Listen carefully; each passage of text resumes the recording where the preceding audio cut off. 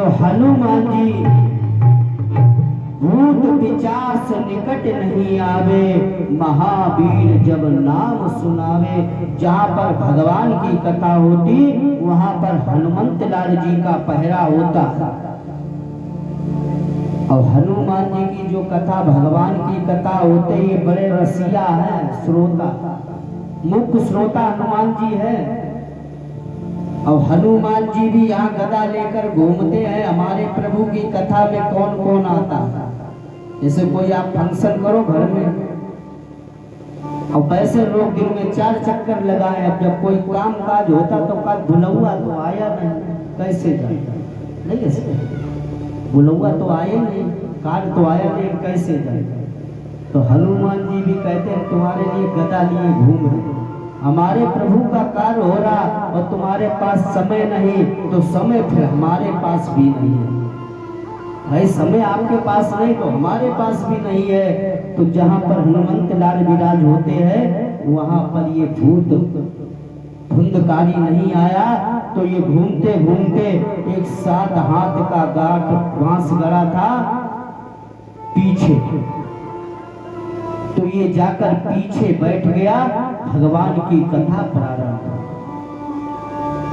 गोकर्ण जी महाराज भगवान की कथा सुना रहे। जन्मादस्य तोन भयादि तरत चार देश विज्ञम सुराज, तेने ब्रह्म हृदय कवे मोहंति यत सूर्या, तेजो बाल मदाम ताम विनमयो यत तिसर्गो मखा, धामना सेन सदा निरस्वैकम सत्यम परम धीमहि। भगवान की कथा सुना।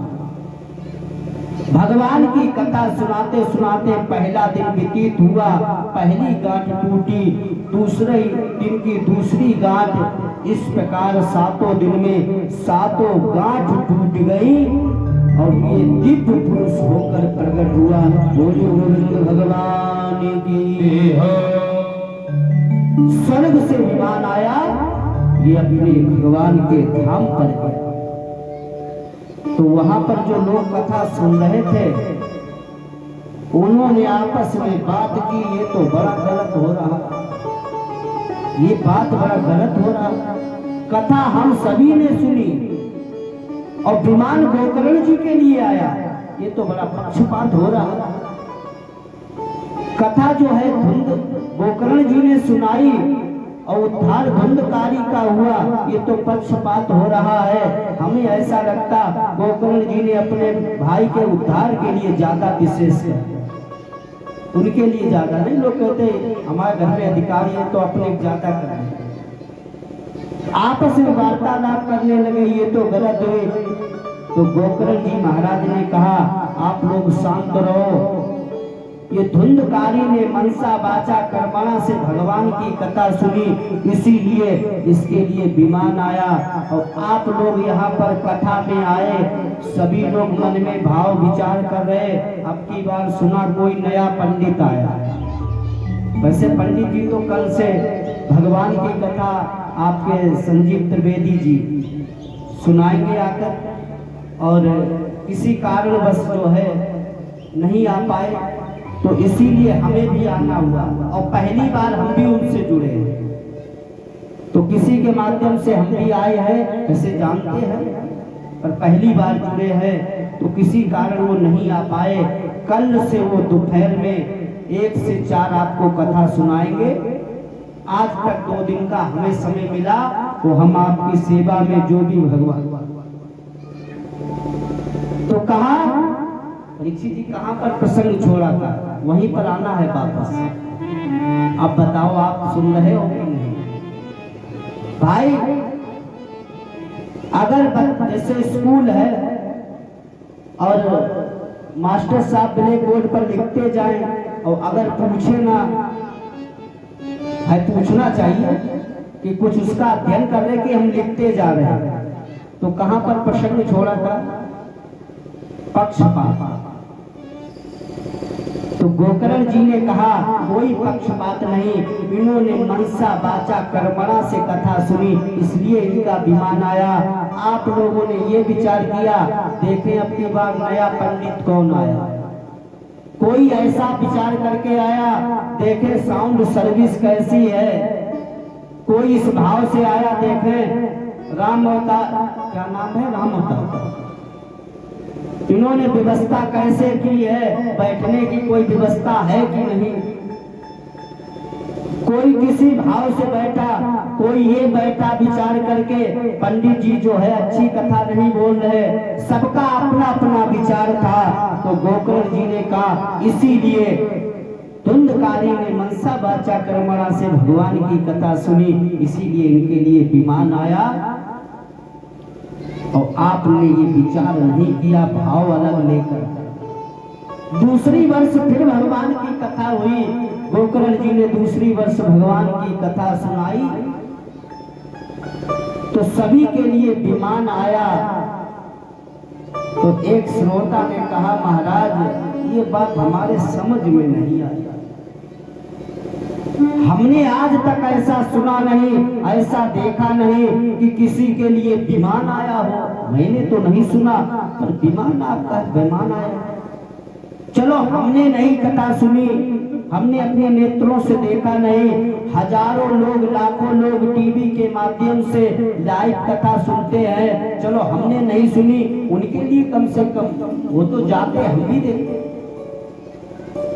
तो परीक्षित की बताएं, विमान कोई जहाज नहीं आया कि जहाज पर बैठकर चले गए। विमान का अर्थ होता है भगवान की कथा भक्ति से जुड़ने के बाद में अगर आपका सम्मान घर में होने लगे तो समझ लो यही विमान है। आपका बेटा सम्मान करे, बहू सम्मान करे, तब जाकर विमान का मतलब कोई जहाज नहीं आएगा जिस पर हम बैठ के जाएंगे। गोकर्ण जी महाराज ने दूसरे वर्ष भगवान की कथा सुनाई, सुनाने के बाद में अपने भाई का कल्याण किया। बोली गोविंद भगवान की जय, भागवत महापुराण की जय। श्री राम श्री राम। सुखदेव जी सूत जी महाराज ने कहा, हे शौनक ऋषियों, पवित्र इस नैमिष की कथा आज यहाँ पर पूर्ण हुई। अब आगे के प्रसंग में प्रवेश होने से पहले 2 बार भगवान का संकीर्तन समयानुसार आगे का प्रसंग सुनाएंगे और रात्रि की बेला में 7 से 10 बजे तक का समय जो रहेगा उसमें जो है आज तक जो समय मिला है, फिर उसके बाद कल जो आचार्य जी आ जाएंगे, फिर उनके माध्यम से आप लोग 5 दिन श्रवण करेंगे। 2 बार भगवान का संकीर्तन, आगे के पावन प्रसंग में प्रवेश करेंगे। नैमिष के प्रसंग को यही विराम। लोग कहते कथा खत्म हो गई, कथा कभी नहीं खत्म होती। पंडित कितने खत्म हो गए कहने वाले, कथा कभी नहीं खत्म होती। इस खंड को यही विराम करते भागवत के महत्व को, और 2 बार संकीर्तन भगवान की आगे की पावन कथा में प्रवेश करेंगे। वृंदावन जाने को जी चाहता है, वृंदावन जाने, वृंदावन जाने को जी वृंदावन जाने को जी चाहता है,